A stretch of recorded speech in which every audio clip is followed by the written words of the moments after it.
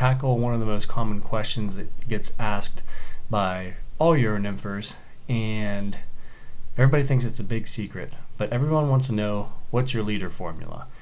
If I had a nickel for every time I heard that question proposed to me or to someone else, I could be living in Montana, retired, fishing for the rest of my life, just surviving on sacks of nickels. But in all seriousness, people think that there is like some secret formula out there that's gonna automatically make you a better fisherman if you use this leader formula. And the truth to that is, there is no secret formula. Everyone that I know and fish with is always making some kind of changes to their leader. At some point in their fishing career, they may fish with one leader set up one way for one season, and then the next season a new material comes out, they try it, they like it, and they change their leader formula, I guess, a little bit. So sorry to break it to you, there is no secret formula.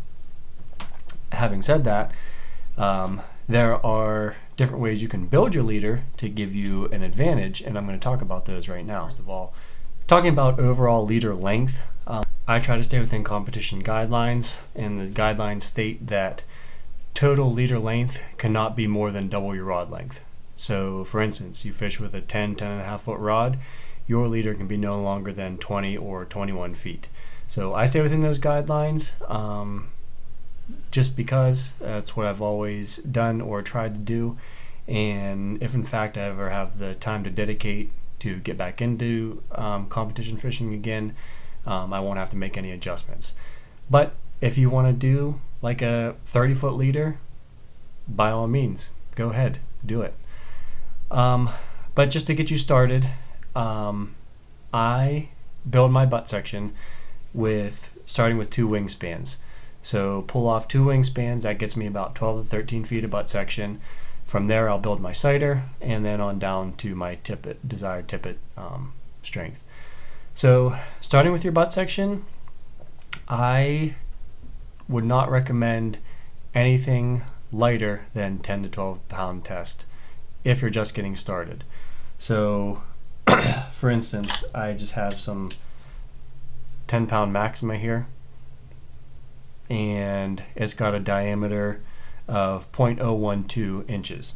Now Maxima tends to be a bit of a stiffer material. If you're looking at something like Cortland, their leader material is a lot more supple or softer. It's just a preference thing.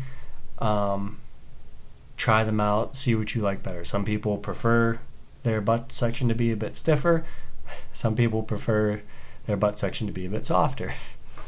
And then from that butt section, I will go down to my sighter. There's tons of different sighter materials that you can use. Pick a couple, try a few different ones out, see which one works the best for you, whether it's a bicolor, a single color, or you want to tie in 2 different colors. Dealer's choice. I tend to use just one single color, and I've tried bicolor, tricolor. To me, just the one single color works the best for me. And pick a color that you can see. Bright green tends to show up the best, or bright yellow. If you want to use a little bit of neon wax to put on there, fine, no big deal. And to make those connections between my butt section and my sighter, I'm using a blood knot. There's many different knots you can use. You can use a tippet ring. I tend to stick with the blood knot. I think it gives you more of a streamline connection in your overall leader. So leader length, for me, it varies, but anywhere from 20 to 30 inches of sighter material. So going from my sighter material to connect to my tippet, I like to use, Josh Miller showed me this, and it's a perfection loop, and you can make these extremely, extremely small. I do not like tippet rings. A lot of people love them, they're easy connection, fine. To me, they add way too much weight to my leader, so much so that I notice and creates a little bit too much sag in that leader, and I try to stay away from that. So perfection loop and tie on my tippet. To me, that's a nice quick connection rather than a blood knot or triple surgeons from my sighter to my tippet. Eventually, that sighter is going to get cut down every time I have to change tippet length or flies or something, and then eventually you end up with a tiny little sighter, and it just takes too much time to have to retie anything. So make it easier for yourself. And then I adjust my tippet length depending on the depth of water that I'm fishing. Another tip that I would recommend is after you've built your leader, stick with that leader for a while. Don't change anything. Learn to fish with it.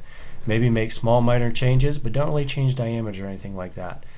Try to be consistent. And then as you get comfortable with it, then try to make changes as far as maybe a thinner material. So say you've been fishing 10-pound test for a while, maybe move down to an 8-pound test and make your leader a little bit thinner, and try to make subtle changes, but don't be in a hurry to make a big change right off the bat. So just to recap, when you're building your leader, butt section 12 to 13 feet, sighter material about 20 to 30 inches, and then tippet material. Build in a little bit of a taper.